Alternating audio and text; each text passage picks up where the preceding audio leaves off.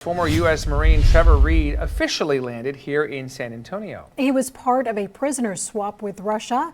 Reed had been in jail for several years. Fox San Antonio's Cristina De Leon joins us live with all the details. Cristina, good morning.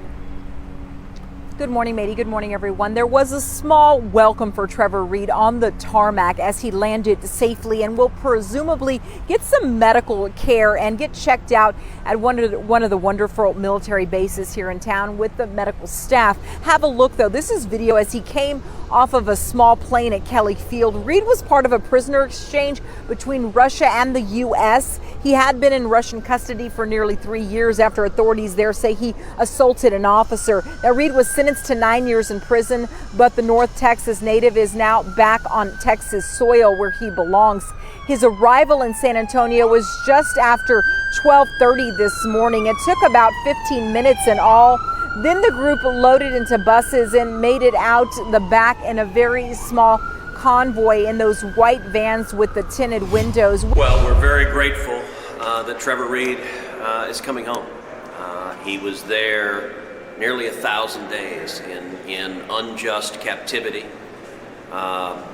We were all unified in pressing Russia to release him. It was completely wrong that they held this Marine, but we are grateful now that he's coming home. I spoke with his parents yesterday and congratulated them and expressed our support for their son and our celebration that a Texan and a hero can return home. Does it set any precedent, though, for foreign policy? Well, listen, sadly, the phenomenon of American hostages is something we have dealt with for a long time. And I've spent a lot of time over the last 10 years pressing for the return of Americans to come home, for hostages to come back. And bad actors target Americans far too frequently, and we need to continue to be vigorous bringing Americans back. Top military officials were grilled about why a Texas National Guardsman was not wearing a flotation device when he drowned while trying to save undocumented immigrants in the Rio Grande.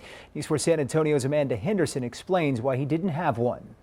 Tonight, there are new details in the death of an American hero. I understood that Special Agent Bishop Evans, when he perished, was not wearing a flotation device. Is that an accurate statement? That's correct. 23-year-old Specialist Bishop Evans was trying to rescue 2 migrants in the Rio Grande when he drowned last week. He gave his life in service to our state and nation. Major General Tom Seltzer says it's not protocol for every National Guard soldier on the border to have a flotation device.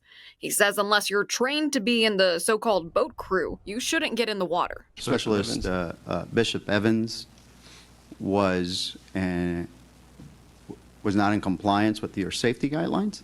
Sergeant Evans now was a human being. He saw a human being drowning. Democratic State Representative Eddie Morales, who represents Eagle Pass, says a request was made in February to the state for ring buoys. We could buy 6,000 float devices. I think that would be a waste of government money. No. Because not all 6,000 are even near the water. Democratic State Senator Roland Gutierrez, who represents San Antonio, says he sent Governor Greg Abbott a letter asking for a stop to all water operations until the proper equipment is received. At the end of the day, I can go over to Bass Pro Shops right now and get about 100 flotation devices. I just don't buy it. You've had an operation that is patrolling the border for well on 14 months now, and you sent people into harm's way. Republican Congressman Tony Gonzalez also weighed in, telling us in part, unfortunately, we will not see improvements until the White House implements policy solutions to support our men and women in uniform and communities on the border.